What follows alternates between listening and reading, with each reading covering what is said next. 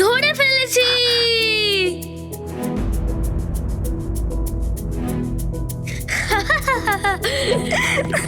ধরে ফেলেছি।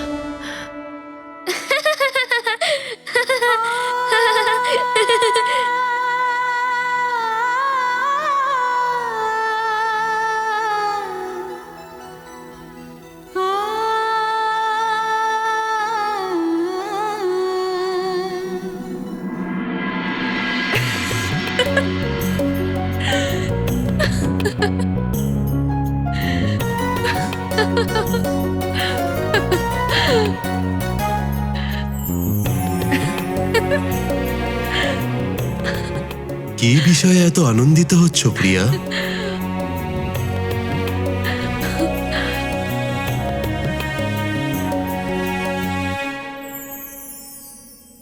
দেখুন না স্বামী, অঞ্জনের বাল্যক্রীড়া দিনের পর দিন মনমোহক আর আকর্ষিত হয়ে যাচ্ছে।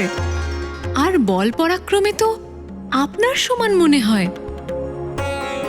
আচ্ছা স্বামী, অঞ্জনের নাম শিবাংশই সঠিক হবে না? আচ্ছা, আপনি বলুন কৃপানিধি, আপনার কোন নামটা পছন্দ? বোন লক্ষ্মীর পছন্দ করা হরিশ্বর, নাকি বোন সরস্বতীর দেওয়া বেদাংশ, নাকি আমার দেওয়া শিবাংশ?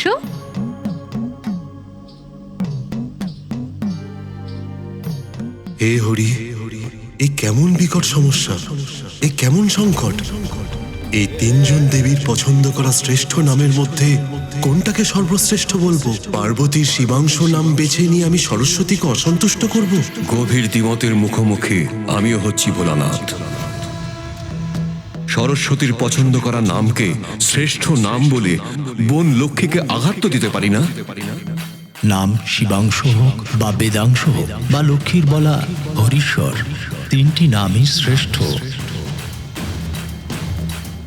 কিন্তু এগুলোর মধ্যে কোনো একটাকে সর্বশ্রেষ্ঠ বলে আমি কাকে অসন্তুষ্ট করব? বোন পার্বতী তো নিশ্চিতভাবে আমার উপর রুষ্ট হবেন। স্বামী, আপনি এখনো আমার প্রশ্নের উত্তর দিলেন না। বলুন না, অঞ্জনের জন্য শিবাংশ নামটাই তো সর্বোত্তম। দেবী, এই সৃষ্টির পালনকর্তা তো বিষ্ণু। আমার বিচারে বায়ুপুত্রের নামকরণের অধিকার ওনারই হওয়া উচিত। তুমি স্বয়ং এই বিষয়ে তোমার ভ্রাতা বিষ্ণুর সাথে আলোচনা করো। ঠিক ভগবান। হনুমানের এই বাল্য লীলার প্রথম উদ্দেশ্য তার বল আর পরাক্রমকে প্রমাণ করার সঙ্গে সঙ্গে ত্রিভুবনে এই সংবাদও দেওয়ার যে এখন নিশ্চিতভাবে দানবদের বিনাশ আর সৎ মানুষদের উত্থানের সময় নিকটে এসেছে। দেবলোকে তো সবাই এ বিষয়ে অবগত ছিল, কিন্তু পৃথিবীবাসীর কাছে সংকট মোচন আর তাদের প্রভুর অবতারে সংবাদ পাঠানো তখনও বাকি ছিল। बोल हरि हरि हरि बोल हरि हरि बोल अनंत नारायण विष्णु बोल जन्म गवाता क्यों अनमोल नाम कपिले अमृत घोल हरि हरि हरि बोल हरि हरि हरि बोल।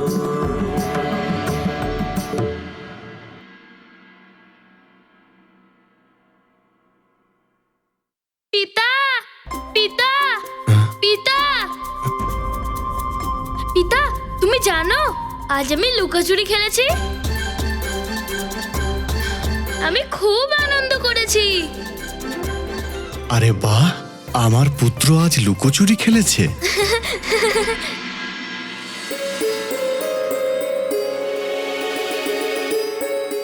প্রণাম মহারাজ।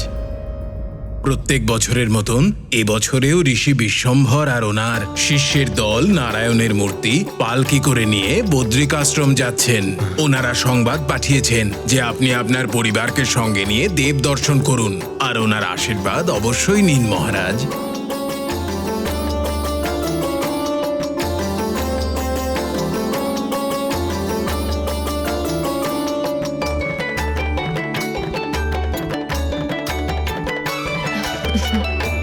সুমেরু সুমন্ত্র প্রদেশে বাস করতেন ঋষি বিশ্বম্ভর। তিনি 50 বছর ধরে মৌনব্রত ধারণ করেছিলেন। ব্রতের জন্য উনি ওনার ইষ্ট নারায়ণের মূর্তি ছাড়া না কারুর সঙ্গে কথা বলতেন আর না কাউকে দেখতে পেতেন। উনি নারায়ণের নাম ছাড়া আর কিছু শুনতেও পেতেন না।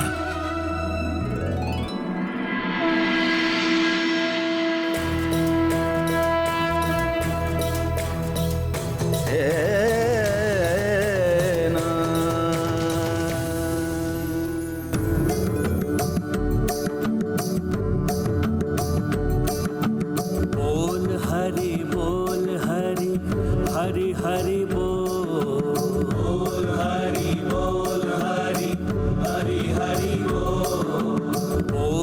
हरि बोल हरि हरि बोल हरि हरि अनंत नारायण विष्णु बोल পুত্র, जन्म गवाता ভগবানকে প্রণাম করো। नाम कपिले अमृत घोल हरि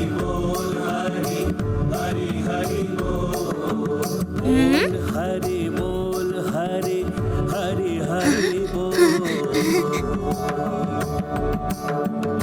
मन राम मन रमन राम मन मगन राम मन गगन राम मन राम मन रमन राम मन मगन राम मन गगन राम मन नमन राम मन रमन राम मन मगन राम मन गगन राम।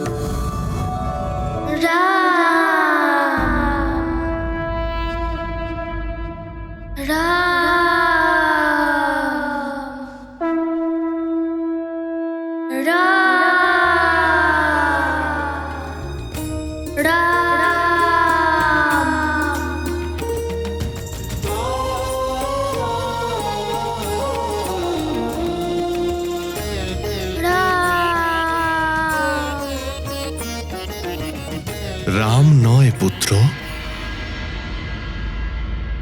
ভগবান নারায়ণ।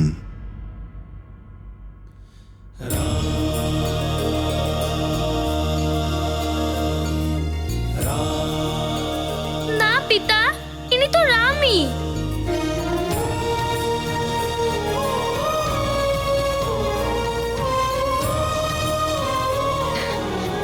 পুত্র, রাম নয়, ভগবান নারায়ণ। না মাতা, ইনি তো রামই।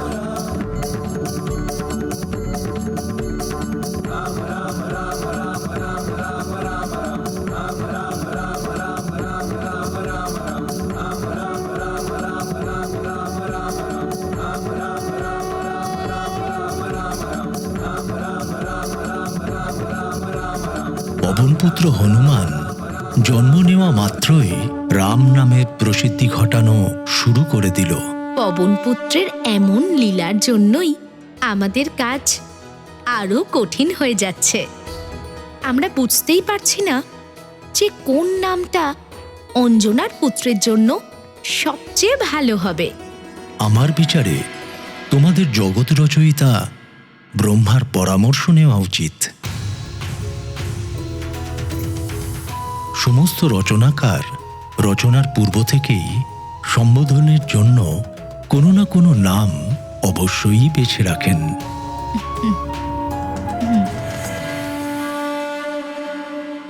হে বিধাতা, পবনপুত্রের নাম সম্পর্কে এখন আপনিই কোনো সিদ্ধান্ত নিন। আপনি বিদ্যার জ্ঞানের মাতা দেবী।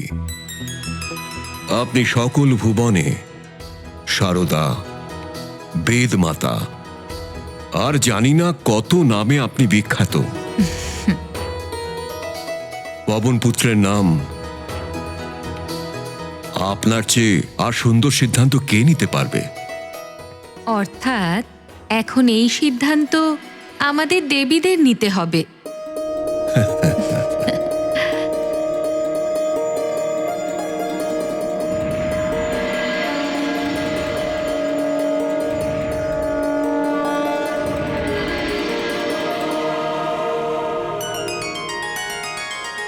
কাল সকালেই বায়ুপুত্রের নামকরণ, আর আমরা এখনো পর্যন্ত এমন সুন্দর নাম পেলাম না যাতে বল, পরাক্রম আর বুদ্ধির রূপের ঝলক থাকবে, আর যাতে আমাদের সকলের সম্মতি থাকবে।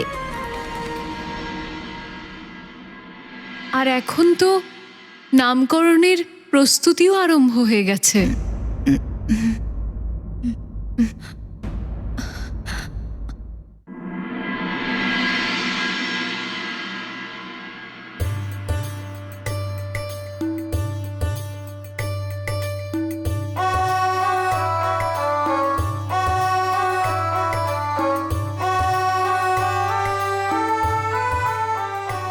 অঞ্জনা, এই দেখো আমার বস্ত্র। আমার ধুতি কেমন লাগছে? এই বস্ত্র পরেছি অঞ্জনের নামকরণের জন্য। অতি সুন্দর, আপনাকে খুব ভালো মানাচ্ছে।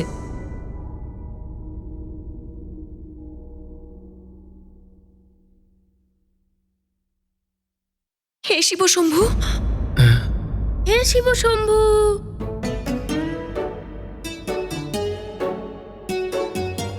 কি হলো অঞ্জনা? তুমি হঠাৎ পঞ্চম সুরে কেন কথা বললে? স্বামী, আপনি কালকে লাল রঙের ধুতি পরতে পারবেন না। কেন অঞ্জনা? পুরুষেরা কি লাল রঙের ধুতি পরে না? না না, এমন ব্যাপার নয়, কিন্তু কাল নামকরণে আমাদের পুত্র কেশরী নন্দনকে লাল রঙের ধুতি পরতে হবে। তাহলে তো ঠিকই আছে, পিতা আর পুত্র একই রঙে সুন্দর লাগবে। আপনি লাল রং পরতে পারেন, কিন্তু কাল নয়। কাল তো আমাদের পুত্রের বিশেষ উৎসব, তাই শুধুমাত্র কেশরী নন্দনকেই যেন বিশেষ দেখায়। আর যদি কোনো অতিথি লাল রঙের ধুতি পরে চলে আসে তাহলে? আপনি লাল রঙের ধুতি পরবেন না, ব্যাস। আর হ্যাঁ, আপনি আপনার বিবাহতে যে ধুতি পরেছিলেন সেটা আপনাকে খুব মানায়। আপনি যদি চান, আমি লাল রঙের ধুতিই পরবো, ব্যাস। আপনি লাল ধুতি পরবেন না, পরবেন না, পরবেন না। আমি কেবল লাল রঙের ধুতিই পরবো, লাল রঙের।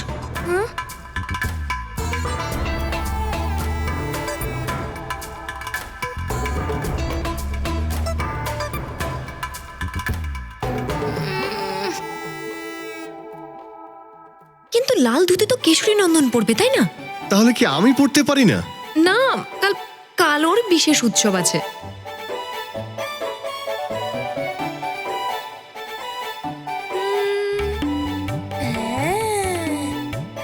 হ্যাঁ।